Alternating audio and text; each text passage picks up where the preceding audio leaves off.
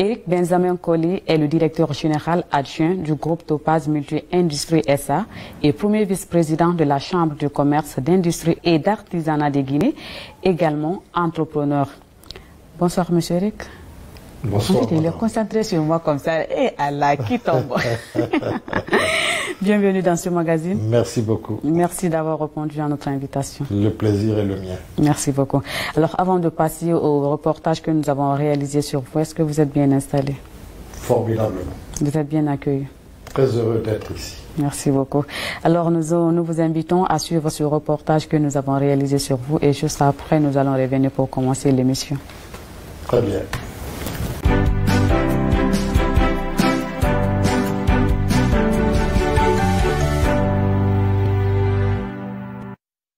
Directeur général adjoint des affaires administratives, juridiques et fiscales du groupe Topaz Multi-Industrie SA, ou encore premier vice-président de la Chambre du commerce, d'industrie, de l'artisanat de Guinée. Éric Benjamin Colli est un leader à double casquette. Âgé d'une soixantaine d'années, Éric est né à Cancan. Il a passé ses études primaires et secondaires à Conakry. Il fait également partie de la 11e promotion de Feu Hadja Mafouri Bangoura, option économie finance. Deuxième enfant d'une famille de 6 et premier garçon de père comptable et d'une mère institutrice. Éric Benjamin est marié et père de 5 enfants. Colli a passé une enfance très difficile à Conakry alors qu'il a été privé de son père en 1962 pour des raisons politiques, avec l'obligation affligée à sa mère de les élever toute seule. Cette situation familiale a forgé le caractère de l'homme, ce qui lui a permis aujourd'hui d'être responsable, ce afin de jouer le rôle du père et de fils dès son jeune âge. Après les 20 premières années de sa carrière professionnelle à la Direction générale des impôts, M. Colli a passé un concours en 1990 pour aller à l'École nationale des impôts en France où il a été admis avec brio. Dès son retour au pays, on lui a confié l'élaboration de la loi sur la TVA, une première pour lui en Guinée. Kerno Sadouba, cette autre personnalité moins connue des Guinéens, est le président directeur général de la chaîne Big Fataya. De conducteur de taxi au restaurateur, Kerno Sadou est avec nous sur ce plateau pour partager les secrets de sa réussite professionnelle avec nos milliers de téléspectateurs. Mais avant, je vous invite à le découvrir à travers ce petit reportage que nous avons réalisé sur lui.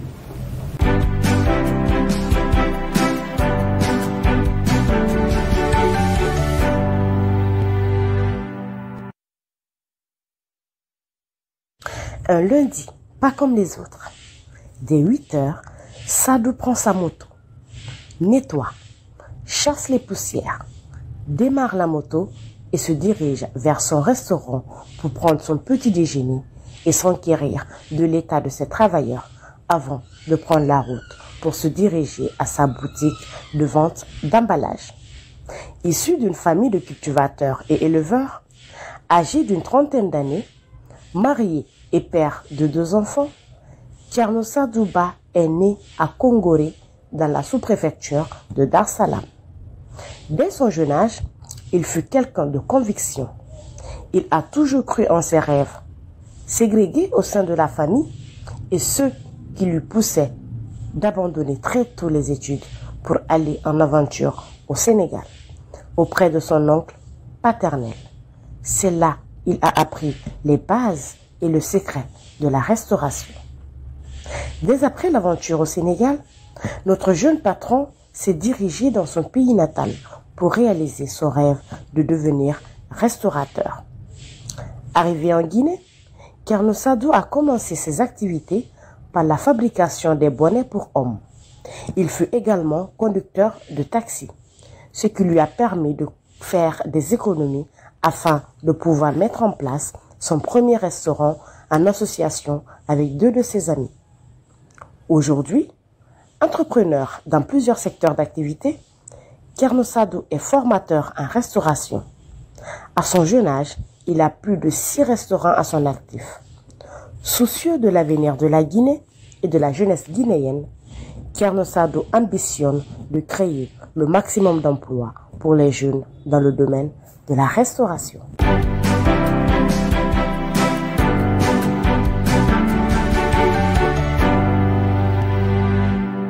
Alors, bonsoir, Monsieur Ba. Bonsoir. Bienvenue dans ce magazine Exemple de réussite. Merci beaucoup. Alors, vous venez de suivre ce reportage que nous avons réalisé sur vous. Est-ce que vous avez quelque chose à dire sur tout ce que vous venez de suivre tout à l'heure dans le reportage? Oui, je trouve que le reportage est très bien fait. C'est exactement ce que vous avez dit dans ce reportage. D'accord, parfait. Et dans ce reportage également, on aurait pu ajouter un élément important dans votre parcours. Il s'agit de votre séparation avec vos amis, avec qui vous avez bâti votre premier restaurant à Taouya. Qu'est-ce qui a amené réellement cette séparation? Bon, je peux dire c'est de l'incompréhension. Parce que quand on a commencé à travailler à trois, moi, j'étais le porteur du projet, et l'autre était le bailleur, et l'autre était le propriétaire du local. Mais quand on a commencé, ça a vite fonctionné, mais on a commencé à avoir des petits problèmes entre nous, donc ça nous a conduit à la séparation. Ok. Et le point auquel vous êtes arrivé aujourd'hui est le résultat d'une forte personnalité que vous avez développée dès votre enfance.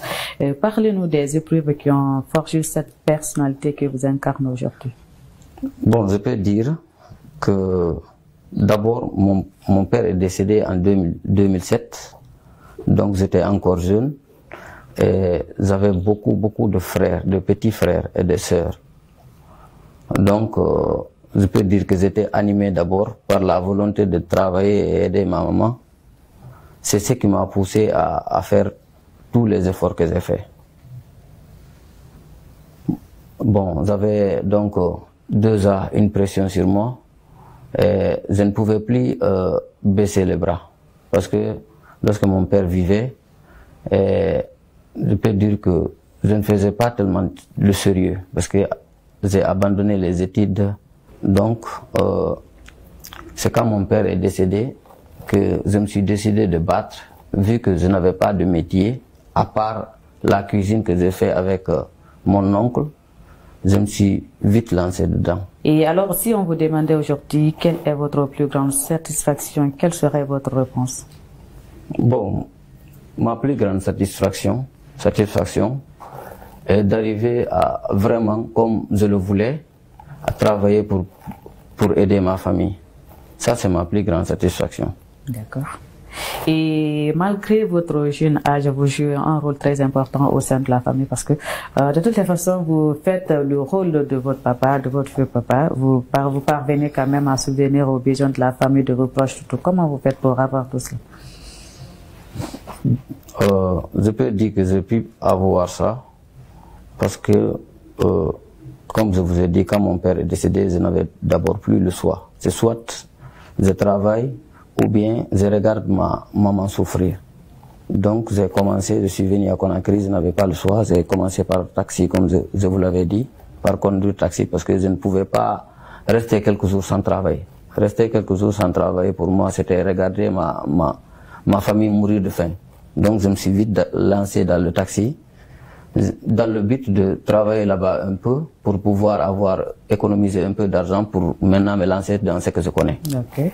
Et dans ce magazine, au-delà des interviews avec nos invités, nous cherchons à leur faire plaisir à travers notamment des surprises que vous allez tout à l'heure suivre à travers ce magazine Exemple de réussite.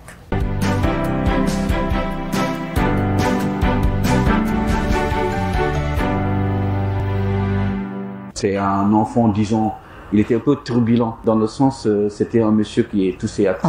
Voilà, c'était un monsieur qui était tellement curieux depuis tout à bas âge parce que je me souviens très bien, c'est lui-même qui est venu demander à papa de lui mettre à l'école. C'est vous montrer à quel point c'était quelqu'un qui savait qu'est-ce qu'il voulait depuis le tout petit. Il était tellement turbulent qu'on pouvait pas le contenir, d'accord? Et raison pour laquelle il est parti au Sénégal. Lui et moi, on a grandi vraiment ensemble. C'est vraiment mon jeune frère. C'est quelqu'un il a le cœur sur la main. Donc, c'est quelqu'un qui peut se mettre dans des problèmes pour des personnes. Donc, souvent, je sais pas si c'est un atout, mais c'est vraiment quelqu'un qui est jovial, mais qui s'énerve beaucoup. Mais pourquoi? Parce qu'il garde pas les choses, vous voyez. Donc les gens, parfois, ils ont du mal à lui comprendre parce que lui, ce qu'il a à dire, il le dit sans arrière-pensée, vous voyez. J'ai pas grand-chose à lui conseiller parce que, en fait, si vous voulez, on se complète tous les deux, d'accord? Moi, quand je suis en Europe, c'est lui qui m'a appelé, il m'a dit, grand frère, à un moment ou à un autre, là, ce que je suis en train de faire là, c'est un peu trop gros sur ma tête.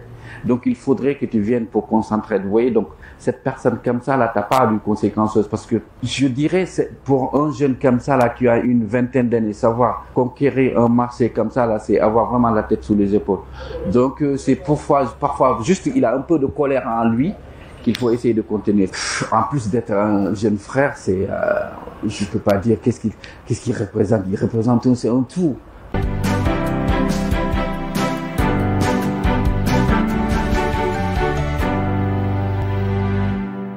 Alors, Monsieur Ba, tout à l'heure, vous venez de suivre le témoignage de votre grand frère. Est-ce que vous avez quelque chose à rajouter sur tout ce qu'il a dit? Parce qu'apparemment, il nous dit que vous étiez un peu trop turbulent à l'enfance. Oui, il a raison. J'étais un peu quand même turbulent à l'enfance. Mais ce qui font que les gens disent ça ou bien que les gens pensent ça, parce que moi, je crois toujours à mes convictions. Quand je veux faire quelque chose, s'ils estiment que c'est bon, si tu essayes de m'empêcher de le faire, je vais passer par tous les moyens pour le faire quand même. C'est pourquoi je pense qu'il dit que je suis turbulent. Mais quand même, c'est vrai, on a grandi ensemble. D'ailleurs, dans tout ce que j'ai fait, je l'ai toujours consulté. On a travaillé ensemble depuis qu'il n'était pas là. Parce que, comme je sais, lui et moi, on a grandi dans le même lieu, dans le même restaurant. Et toujours je le sollicitais pour des idées et pour des matériels. Donc, c'est comme ça que je l'ai motivé, je l'ai poussé pour qu'il rentre. Parce que lui, il était en Europe, il a sa famille là-bas. Donc, et puis il ne connaît pas bien ici aussi. Donc, il n'avait aucun intérêt à rentrer en Guinée. C'est moi qui l'a motivé, qui l'a poussé pour qu'il rentre. D'accord. C'est au Sénégal, vous avez appris la restauration auprès de votre oncle paternel. Comment ça s'est passé l'aventure au Sénégal? Bon, je peux dire, l'aventure au Sénégal s'est très bien passé parce que c'est là-bas que j'ai appris peut-être ce que je suis en train de faire aujourd'hui. Parce que quand je suis allé au Sénégal, je suis vite arrivé, c'est mon oncle qui lui m'écoutait et me comprenait. Parce que souvent, quand je lui expliquais, lui, il me comprenait. Donc je suis venu aux côtés de lui, j'ai appris la cuisine avec lui. Une fois j'ai eu l'occasion de revenir en Guinée, je suis venu à Conakry.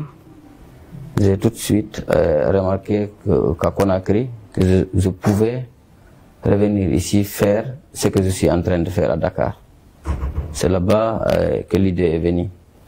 Et aujourd'hui, à ce jour, votre chaîne Big Fataya compte plus de 5 restaurants. Cette réussite a forcément des secrets, n'est-ce pas?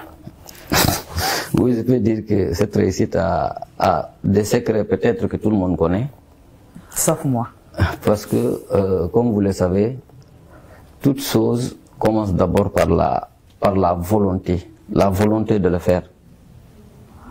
Je pense que le secret, c'est la volonté et l'engagement et la capacité de conduire les choses.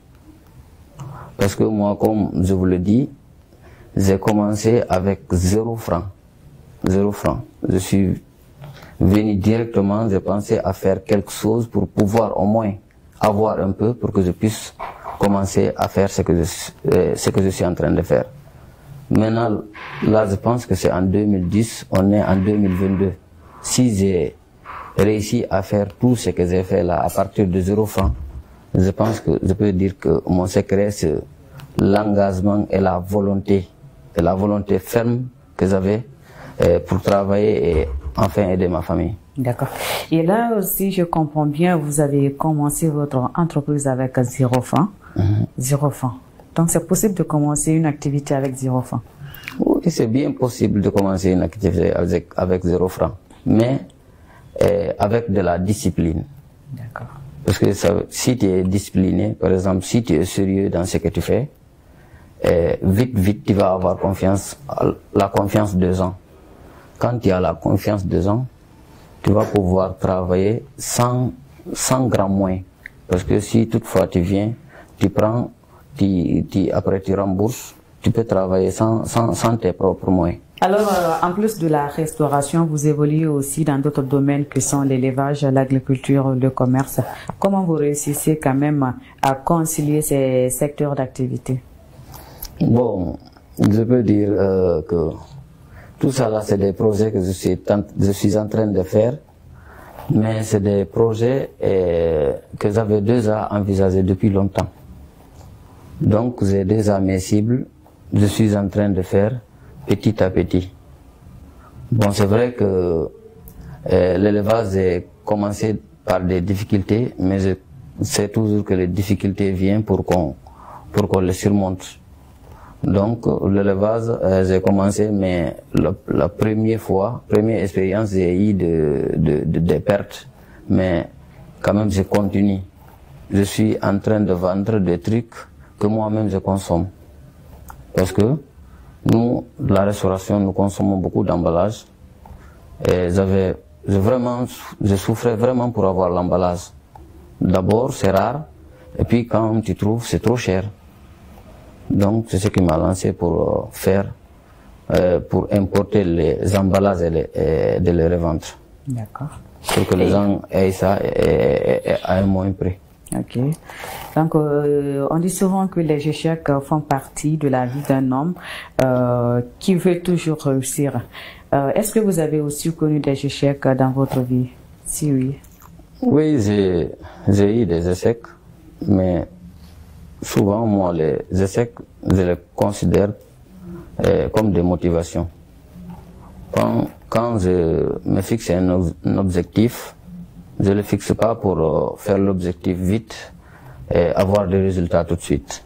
Donc, quand je veux faire quelque chose, même si j'échoue pour la première fois, je continue quand même. Donc, des échecs, je les rencontre chaque jour. J'ai eu beaucoup d'échecs.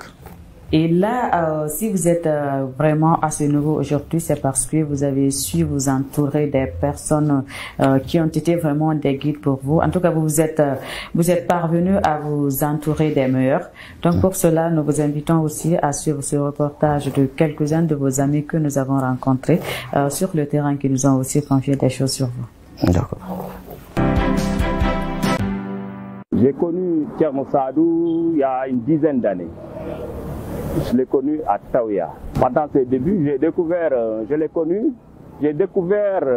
un jeune courageux et passionné. Il aime son boulot, il le fait avec eux. C'est un collaborateur de tous les jours. On travaille ensemble. Donc on a plein d'activités qui nous lient. Donc nous sommes dans ce cadre-là. À des défauts, peut-être pas, c'est parce qu'il anime toujours trop. Donc je veux toujours beaucoup plus. Les conseils en général, nous c'est un modèle. C'est lui qui nous le promulgue en fait. On le prend comme une référence. Donc pour nous c'est quelqu'un de très haut placé pour nous. Donc si on a besoin de créer un souci, on vient, on le voit, il nous guide. Donc pour nous ça reste une référence. Donc des conseils, c'est nous qui venons prendre les conseils auprès de lui. Voilà.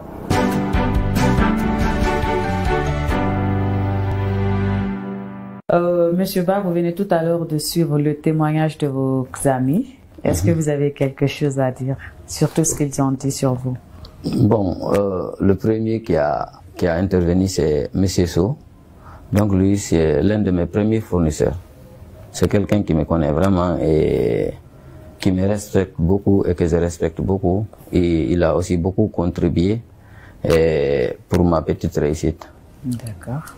Et le second? Le second aussi, c'est Alpha. C'est un jeune très courageux. Il est venu ici aussi, il a monté une entreprise. Je ne le connaissais pas, mais vraiment c'est un parent. Mais je ne le connaissais pas quand même. Mais quand il est venu au restaurant, on m'a appelé pour me dire que quelqu'un est venu là-bas nettoyer, qu'il veut me parler. Quand il m'a parlé, je lui ai dit que vraiment, moi j'ai beaucoup de nettoyeurs. Mais quand je suis venu, j'ai remarqué qu'il a nettoyé les vitres, c'est très propre. Après, je l'ai appelé Maintenant, quand il est venu, j'ai compris que c'est quelqu'un qui a étudié, qui a fait l'école et qui a fait l'Europe et qui est revenu ici pour faire de la nettoyage. C'est à partir de là que je l'ai apprécié parce qu'il est très très courageux, parce qu'il y a pas beaucoup de personnes qui le font.